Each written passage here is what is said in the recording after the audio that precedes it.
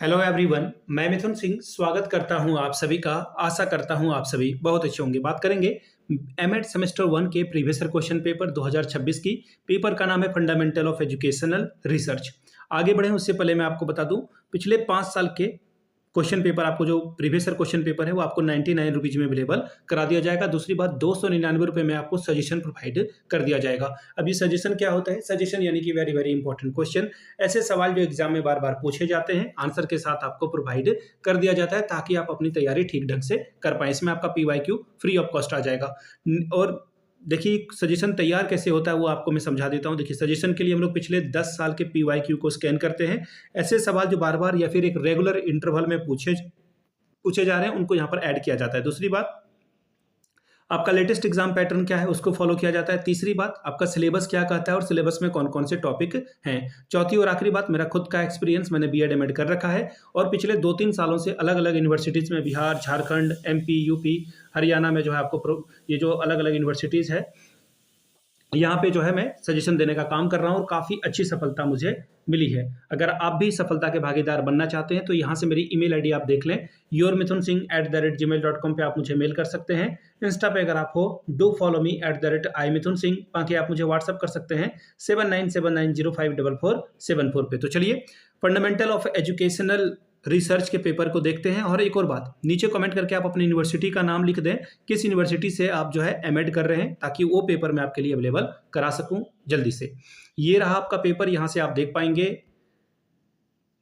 ये देखिए, यहां से आपको दिखेगा 2026 में आपकी परीक्षा हुई थी, सेशन था आपका 25-27 का। पेपर का नाम क्या है भाई? Fundamentals of educational research. 80 number का पेपर, 3 घंटे का वक्त मिला था। चलिए, अब यहां से देख लीजिए, खंड ए या फिर सेक्शन ए, 10 सवाल का जवाब देना था, 4 क्वेश्चन को टच करना था, यानी कि 10 चौके 40 नंबर, 10 4 आर 40 स्कोर आप यहां से कर सकते थे। The very first question, define the educational research and write down the purpose of educational research. शैक्षिक अनुसंधान को परिभाषित कीजिए तथा शैक्षिक अनुसंधान के जो उद्देश्य हैं उसको लिखिए।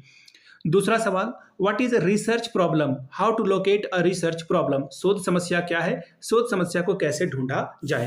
क्वेश्चन नंबर तीसरा, define hypothesis, what consideration the researcher should keep in mind while formulating hypothesis. परिकल्पना को परिभाषित कीजिए, परिकल्पनाओं का निर्माण करते समय शोधकर्ता को किन किन बातों का ध्यान रखना चाहिए, इसकी व्याख्या करें। अगला सवाल, What do you mean by sampling? Discuss its type. प्रतिदर्श क्या है, इसके प्रकारों का वर्णन कीजिए। क्वेश्चन नंबर 5वां, What are characteristics of experimental research? Discuss the advantages and disadvantages of experimental research. यानी कि प्रयोगात्मक शोध की क्या विशेषताएं हैं, इसके लाभों और अलाभों यानी हानियों के बारे में बताइए। छठवां सवाल देखिए क्या है, How can a better report be written, identify the main element of a report. एक अच्छा प्रतिवेदन किस प्रकार लिखा जा सकता है, प्रतिवेदन के मुख्य तत्वों की पहचान करें।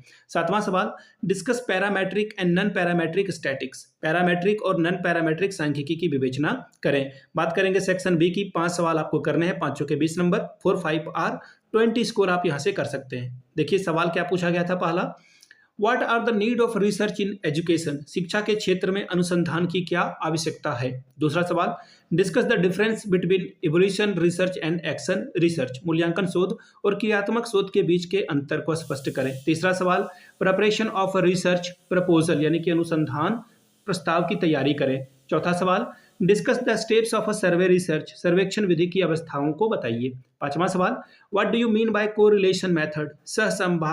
संबंधात्मक अध्ययन विधि से आप क्या समझते हैं, बताएं।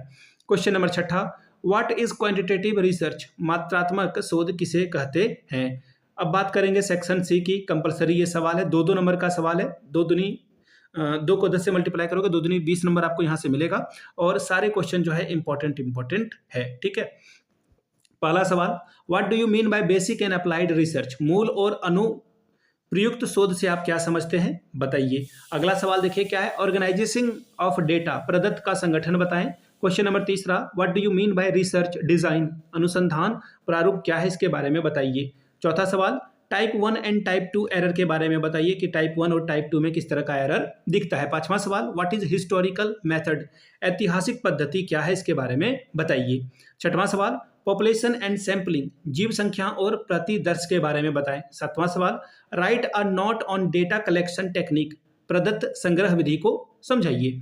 Question number 8, research hypothesis and null research के बारे में बताइए, यानी कि शोध परिकल्पना और जो नील कल्पना है या फिर निराकरणीय प्राकल्पना है, इसके बारे में बताइए। Question number 9, measures of central tendencies, यानी कि केंद्रीय प्रवृत्ति के माप। 10वां सवाल, what is formula of app testing, app testing सूत्र क्या है, इसके बारे में बताइए।